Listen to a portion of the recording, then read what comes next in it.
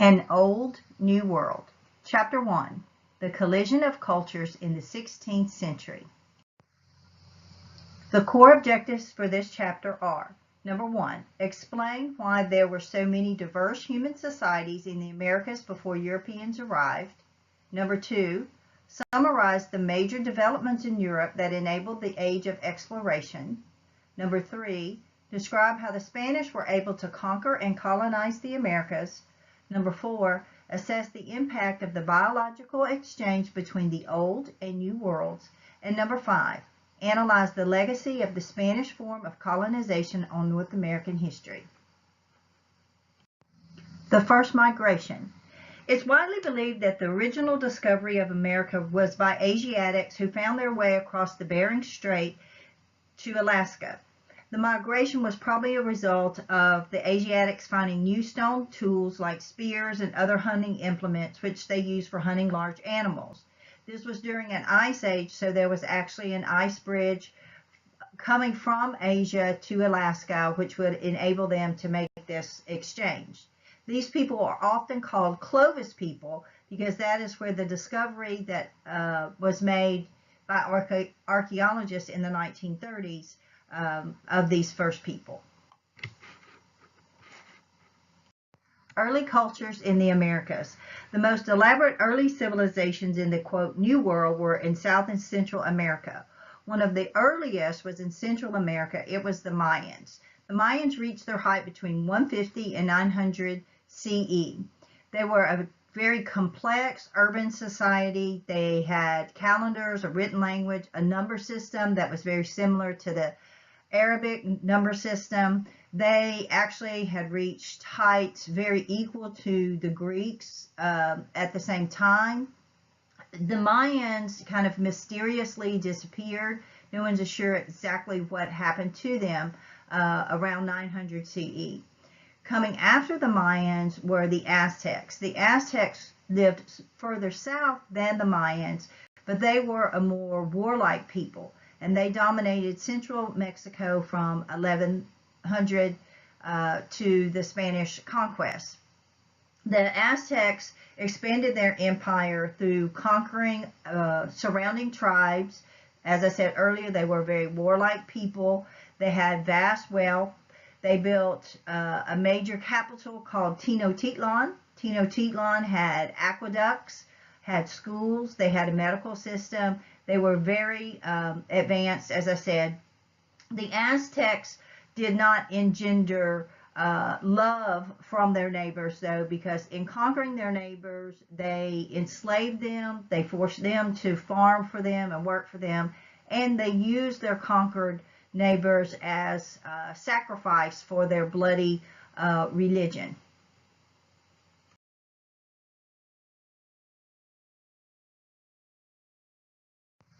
North American civilizations before 1500.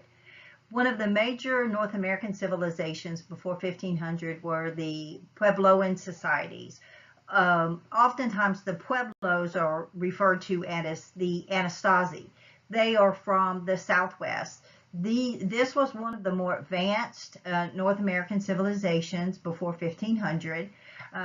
They built irrigation systems to enable them to farm because the Southwest was so arid. They had to have irrigation systems to allow them to farm. They were a farming community, which is one of the ladders that we use for establishing advanced civilizations. Since they were farmers, they did not travel as much. They built towns.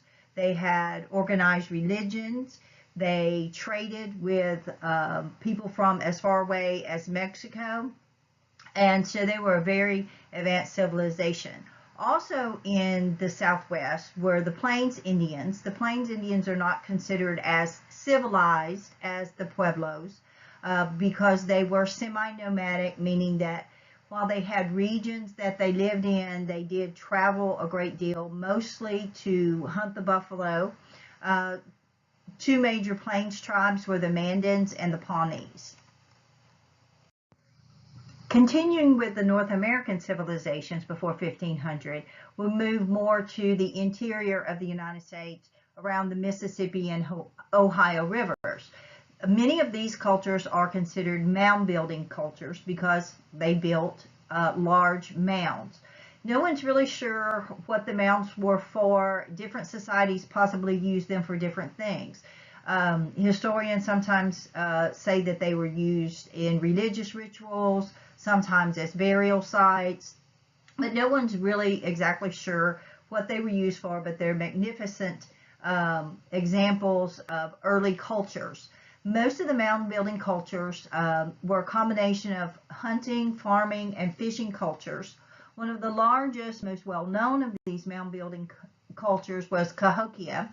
Cahokia was a group of Native Americans around St. Louis, Missouri. They were close to the Mississippi River, and at their height, they had about 30,000 residents.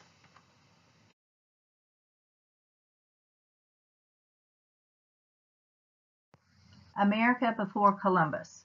There were three main Native American civilizations east of the Mississippi River before the Europeans came to North America. These three cultures were linked together by common linguistic or language roots. The largest of these were the Algonquins, who lived along the Atlantic seaboard. The Algonquins had a unique form of housing called a wigwam.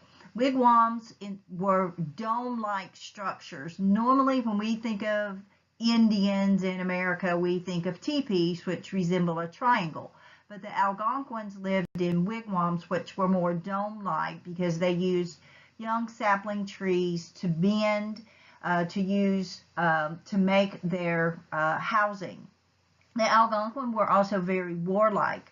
To them, they viewed war as kind of a sport, where they would attack their enemies often, and it became more like a game almost for them. The second group east of the Mississippi were the Iroquois. This group lived in what today we consider upstate New York. There were at least 5 distinct Iroquois tribes or nations, 2 of which you may have heard of. One is the Oneida and the other are the Mohawks. The Iroquois practiced communal living. Communal living is when you live in a very large community where it's not the individual or even the individual family that's important, it's the entire community. An example would be when the Iroquois went out hunting. When they came back, they shared all of the gains from the hunt. So if one warrior didn't kill a deer, his family didn't go hungry. They shared the wealth with everyone. The Iroquois lived in these long bark houses, and you may have extended families or even multiple families living in one of these long bark houses. The Iroquois also were a matrilineal society. Now, a matrilineal society is when your heritage is traced through the mother. This is very different in Western cultures, which Americans are. Our heritage is usually traced through our father. We take our father's last name, etc. But the Iroquois were matrilineal, and that set them apart from other native tribes, but really most civilizations at the time. Because they are matrilineal, the women have a higher place in their society than they do in other Native American societies or even European societies at the time. In the Iroquois society, women were allowed to sit in on the powwows to help make decisions for the tribe. The men still held the highest positions, but women weren't relegated to just cooking and taking care of the children like in most other societies at the time. The last of the 3 civilizations were the Muskogee. The Muskogee were considered to be the most advanced of all the North American tribes. They lived in the southeast. There were 5 of the Muskogee nations, sometimes referred to as the 5 civilized tribes. Those tribes include the Chickasaw, the Choctaw, the Creek, the Seminole, and the Natchez.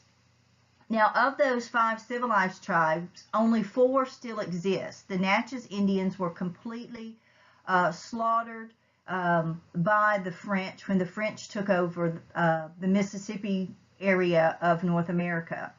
But the Muskogee are considered to be the most civilized in North America because they had an advanced agricultural society. Because they are an advanced agricultural society, like when we were talking about the Pueblos, they built towns, they're less nomadic, and so they began to create the things that we think of as being advanced in culture. They will have a written language. They will have a more organized government. Some of the agricultural products that we see coming from the Muskogee Nation were maize, or which we usually refer to as corn, tobacco, sunflowers, melons, things of that nature. The Muskogee also assimilated very well with the North Americans. They kind of took what worked, assimilated very well with the Europeans. They took what worked from the Europeans and assimilated it into their own culture. We also believe that the Muskogee probably traded with the Aztecs because they have found some Aztec pottery and things in the areas where the Muskogee lived. So they believe that there were probably some trading there. Eventually, many of the Muskogee tribes, after America was created as a nation, many of the Muskogee tribes created written constitutions. They even had newspapers, printing presses, an organized government. So they assimilated very well with the European cultures.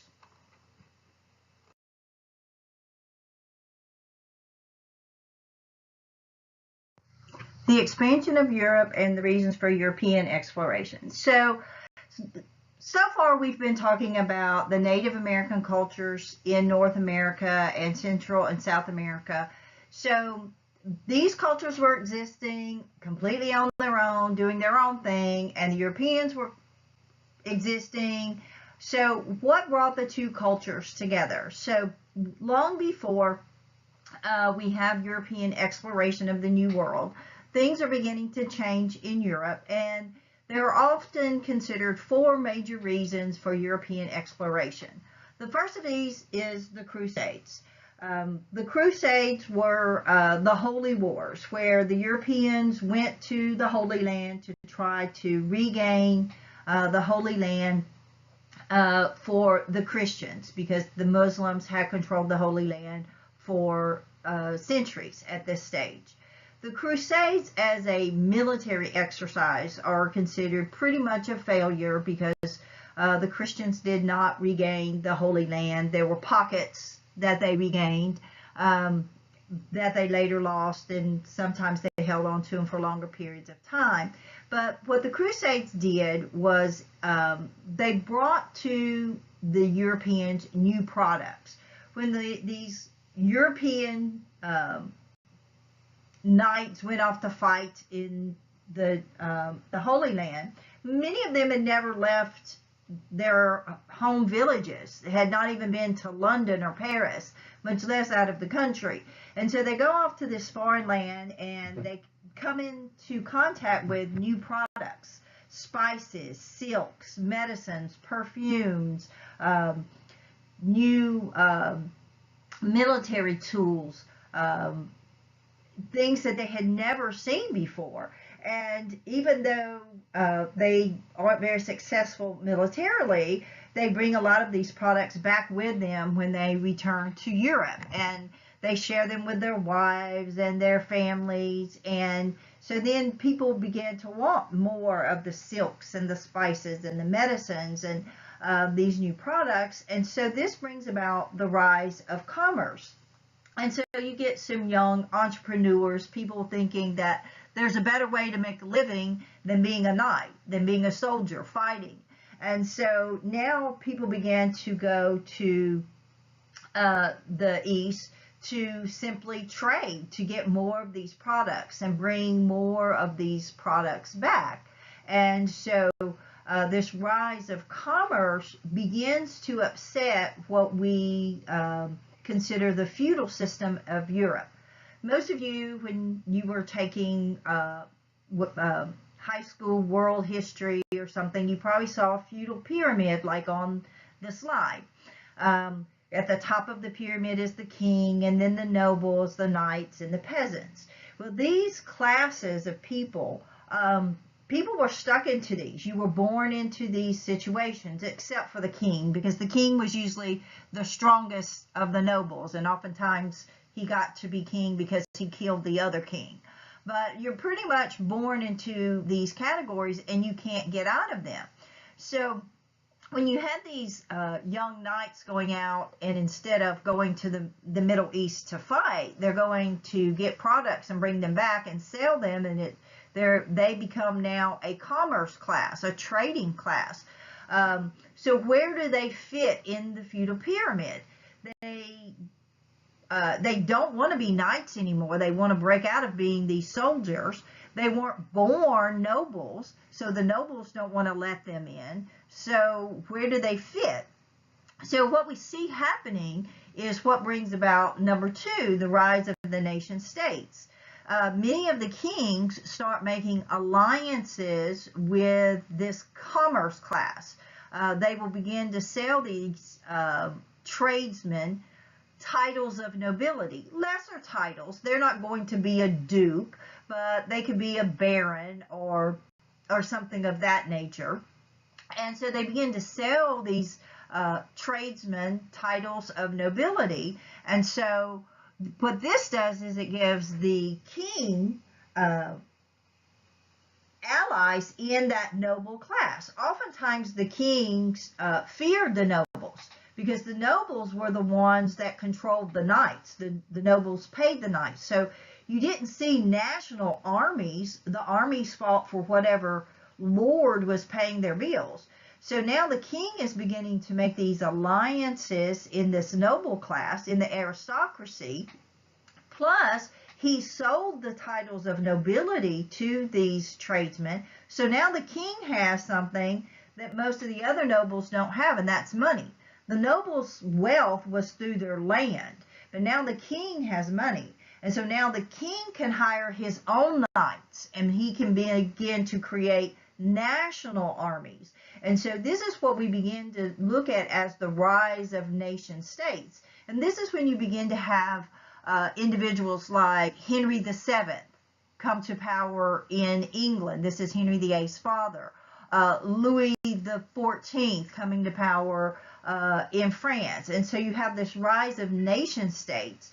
And it's important to have the rise of nation states, because it's once you have those strong nation states like Spain, in England, and France, and Portugal, now the kings have the money that they can finance expeditions. They can look outside of their homeland, look for other places.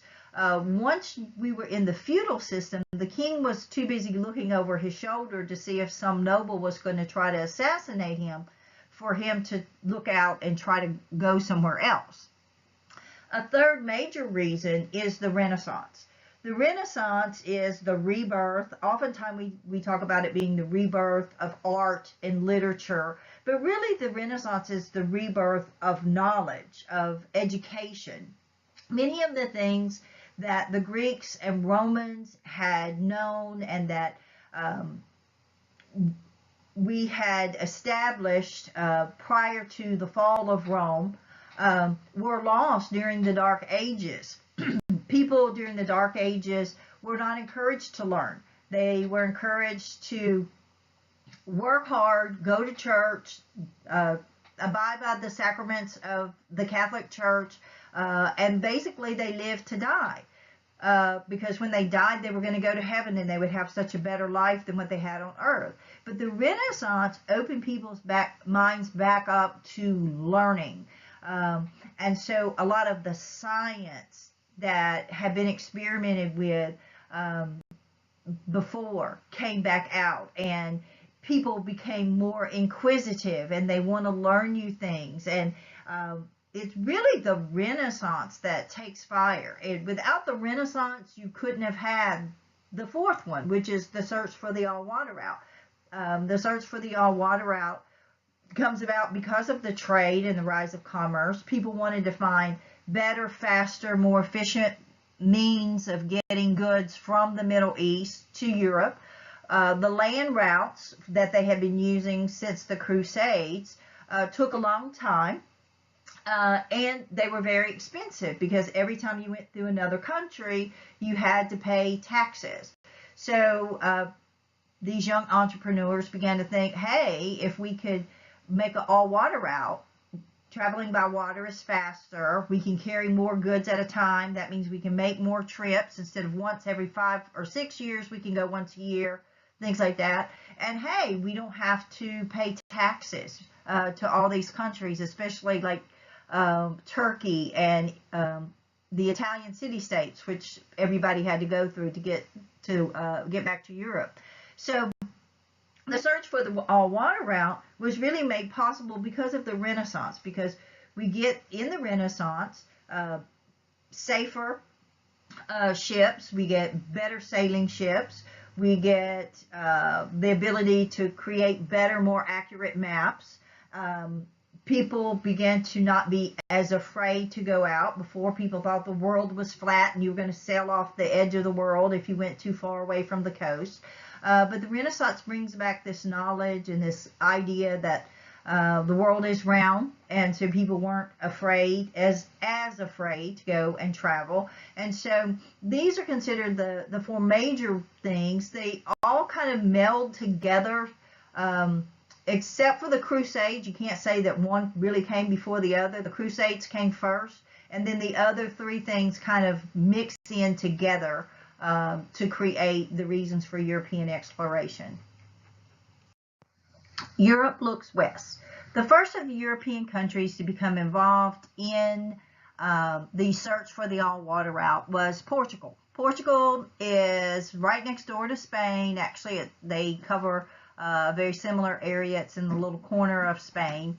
One of the reasons that Portugal became involved in westward expansion was because of their ruler, Prince Henry, sometimes referred to as Prince Henry the Navigator. Prince Henry was a Renaissance man. He loved learning. He loved finding out new things, and so he built a school for sailors in Portugal. And so people that were interested in exploration came from all over to study at Prince Henry's school. Prince Henry's school wasn't a school like we often think of with the teacher teaching, but more of all of these sailors sharing their ideas, sharing the knowledge that they had. They shared maps, ideas about new, better ways to build sails, new, better equipment like compasses, and so since they had the school and they had the sailors, it's kind of a natural that Portugal becomes the first country that actually really becomes involved in searching for the all-water route and doing westward exploration. One of the first major Portuguese explorers was Bartholomew Dias. He was searching for an all-water route to the east, and so he took the traditional route sailing around the west coast of Africa. In 1486, Bartholomew and his crew sailed all the way to the tip of Africa to what today we refer to as the Cape of Good Hope. At the time, it was referred to as the Cape of Storms by Dias and his crew, so there must have been some bad weather going on at the time. When they got to the Cape of Good Hope, that was really far away from Portugal, and everyone was getting a little nervous, so they stopped there and returned home. But this gave a foundation for future Portuguese explorations, and Portugal will begin to trade with West Africa and establish some colonies and trading relationships in West Africa. The man that actually found the all-water route to the east was Vasco da Gama. Vasco da Gama sailed from 1497 to 1498. And he followed Diaz's route to the Cape of Good Hope, but he kept going, and he actually found the route all the way, all the way to India. Um, so Portugal was the country that actually found the first all-water route to the east, but that doesn't mean other countries won't continue to search. And of course, other countries have been searching while the Portuguese were searching. Another major Portuguese explorer was Pedro Alvarez Cabral. He sailed for Portugal in 1500.